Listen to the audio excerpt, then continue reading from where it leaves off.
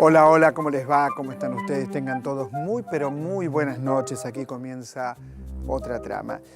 Y cuando uno lee a Guillermo Sacomano, yo recuerdo El Oficinista, premio Biblioteca Breve, nada menos, el mismo premio que ganó, entre otros, Vargas Llosa con La Ciudad de los Perros.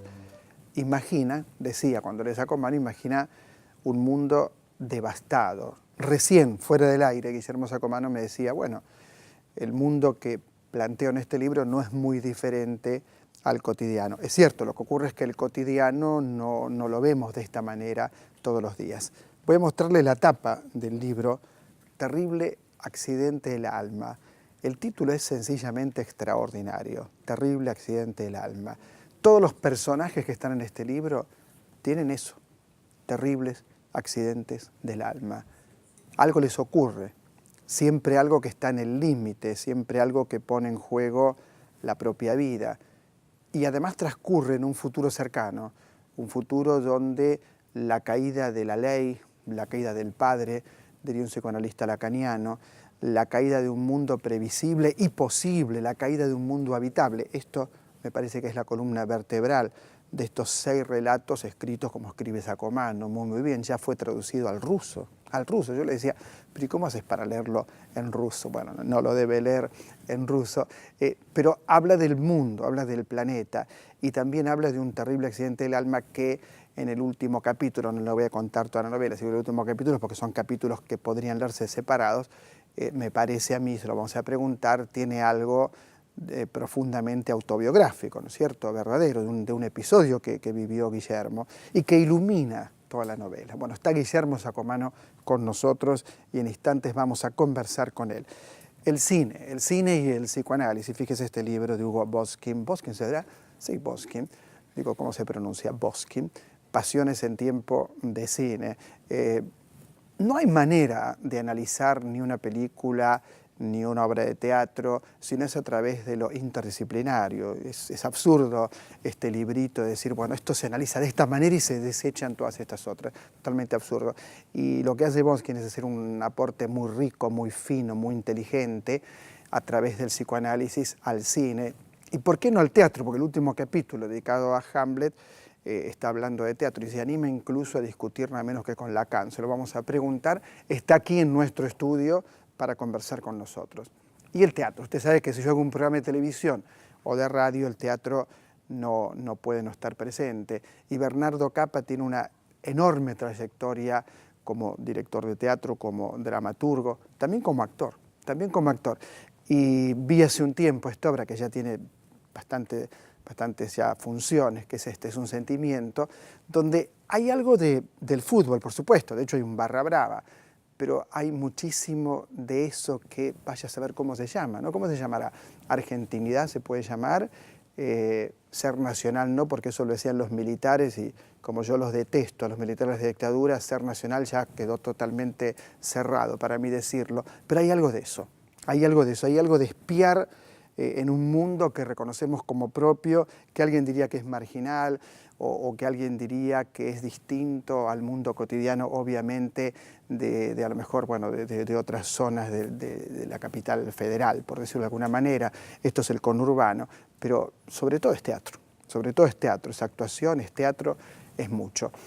Vamos a ver, ya mismo les quiero recomendar en nuestra agenda, quiero empezar por música, y algo que a mí me gusta muchísimo recomendar, que es Jaime Ross, 30 de septiembre, 1 de octubre, La Trastienda, Balcarce 460. Pensemos que actuó por primera vez en la Argentina en 1982. Es la mezcla perfecta de tambores que recorren el barrio sur, lo que transmite la radio, la música de los tablados del carnaval. Algo de eso es Jaime Ross. A ver si lo podemos escuchar. Su sonrisa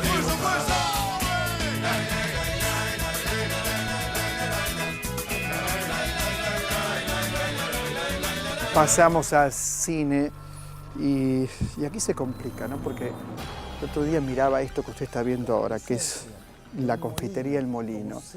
¿De qué hablará El Molino? ¿De qué hablará El Molino? ¿Hablará de una Argentina que se creía el granero del mundo? ¿Hablará de una época donde El Molino vivía su esplendor y muchos creían también que el país vivía su esplendor? ¿Qué está pasando en la confitería El Molino? Es un documental dirigido por Daniel Espinosa García que reconstruye la historia de esta confitería. Hay testimonios de Esteban Gerardo, de Rodolfo Livingston, de Paula Acunzo, de Luis Grossman, de Samuel Cabanchik, entre otros. Y de ahí nos vamos al teatro, y en el teatro nos encontramos con una pieza escrita y dirigida por Pilar Ruiz, que me gustó mucho. El título es En el fondo. La vi en una de esas salas pequeñas que digamos que tienen lugar para 30 personas. Muy, pero muy bien actuada, y tiene que ver con el abuso, tiene que ver con la violencia, tiene que ver con esas noticias horribles que vivimos tan a menudo y lamentablemente tan a menudo, y que de alguna manera reflejan parte del estado de las cosas. Por último, una muestra excepcional. Carlos Gorriarena en el Palais de Glace, entrada libre. Fíjense las imágenes, fíjense el trabajo sobre los cuerpos, diría yo, que hace Gorriarena. Ahí está Perón, Perón versión Gorriarena, ahí está Eva Perón, versión Gorriarena. Parecen figuras todas, ¿no? Esperpénticas, deformadas a través de este colorista excepcional, que es Carlos Gorriarena. La muestra tiene la curaduría de otro gran artista plástico, que es el oso Esmoje, Oscar Esmoje. Ahí están las imágenes, compartiéndolas por la televisión pública, que llega a todo el país.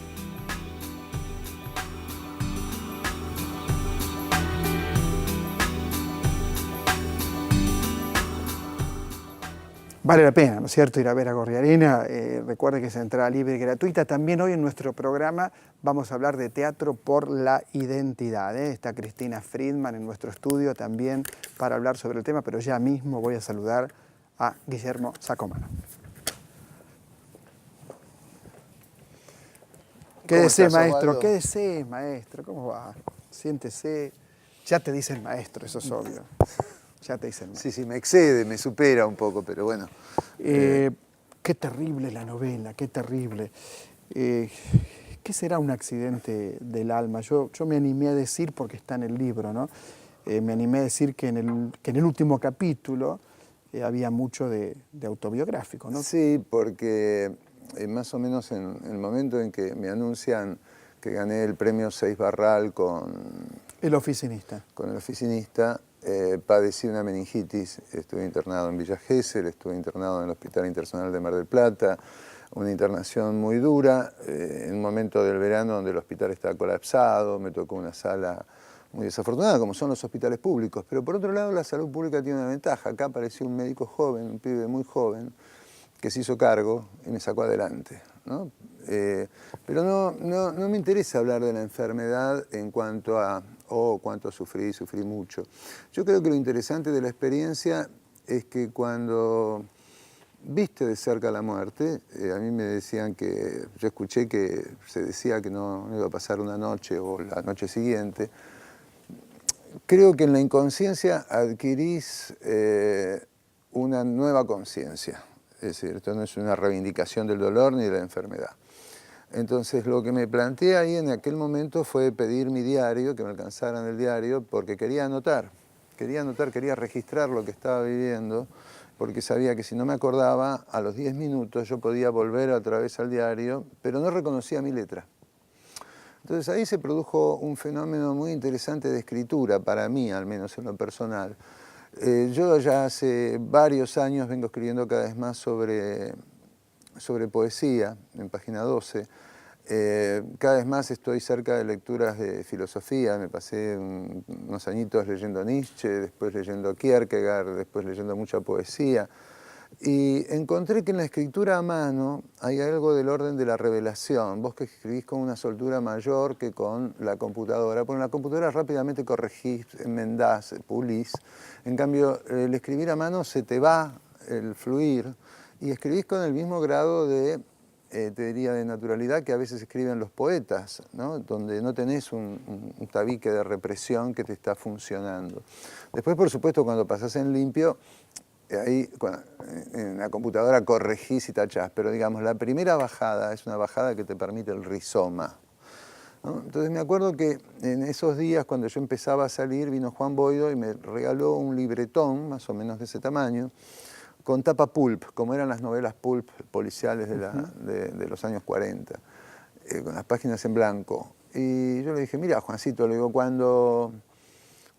te voy a escribir una novela, acá te voy a escribir una novela y te la voy a regalar. Y me la llevé en un viaje a Gijón, llego a Semana Negra y me toca estar alojado en un hotel que se llama Patos, tal cual. Es el título de uno de los relatos, De Hotel uno de Patos. los relatos, Hotel Patos. Y enfrente había un puticlub que se llamaba Privé, que se llama Privé porque estuve el año pasado y el lugar permanece inalterable. Y me pareció que este era un ámbito ideal para empezar a escribir una novela, ¿no? Y que la novela tenía que durar lo que duraba la cantidad de páginas, digamos. Esto era un formato que tenía que terminar ahí. No termino, pero cuando llego a Barcelona me doy cuenta que tenía resto para otro cuento. Le había tomado el gusto a la novela y al escribir a mano. Como escribe Andrés Rivera, por otro lado, porque Andrés Rivera también escribe a mano y escribe en cuadernos. Bueno, Son muchos, varios escritores, muchos. sí. Y le tomé el gusto al escribir a mano. Y así fueron surgiendo, libreta tras libreta y cuaderno tras cuaderno, estas historias. A mí me impacta que en ese capítulo un sacerdote le dice al personaje G, que se supone que es Guillermo, y que se supone que sos vos, le dice, usted tuvo un terrible accidente del alma, pero Fue literal. ya tiene el alta, mañana se va a su casa. Sí, fue literal. Pero es muy sabio lo que dijo. Sí, son esas situaciones en la vida que te traspasan. Yo creo que de todos modos esta novela, que sí es oscurísima, es sombría, yo tenía mucho miedo cuando la escribí y más miedo cuando la entregué en la editorial. Dije, esto no sale ni por casualidad. Y bueno, la Pero novela... perdóname que te interrumpa, solo por esto te interrumpo. Me impresiona, porque quizás alguna vez charlamos, ¿no? Pero yo no sé si en tu vida hay un regreso a Dios, pero en el texto sí, que es lo que a mí me importa. Yo nunca le hago preguntas a nadie de su vida privada, pero en el texto, es más, te voy a decir, hay un capítulo que lo terminás con una oración, por su culpa, por su grandísima culpa. Bueno, porque lo que está puesto en juego ahí es, y yo fui durante unos cuantos años un lector de Kierkegaard, que es uno de los pensadores católicos pioneros del existencialismo, creo que la fe es el último recurso de los perdedores. Si nosotros tomamos conciencia de que somos todos perdedores, que estamos en tránsito por acá, es decir, ¿de qué te agarrás en un mundo que vos ves que camina cada vez más hacia el precipicio, como es el capitalismo? Yo no creo en un capitalismo humano. Creo que no existe. No existe. Creo que el capitalismo camina derechito hacia la destrucción. En este momento hay en el planeta 10 guerras aproximadamente. El Premio Nobel de la Paz, Obama, amenaza con bombardear todos los días y de arrasar con los países árabes. Tiene que revalidar el título. Sí, pero difícil. Cuando vos ves que el Vaticano es la institución más corrupta desde los tiempos en que Dante se oponía al Vaticano, es decir, Dante estuvo perseguido por los papas, Dante manda a los papas al infierno. Entonces, estamos en un mundo que ha perdido la fe.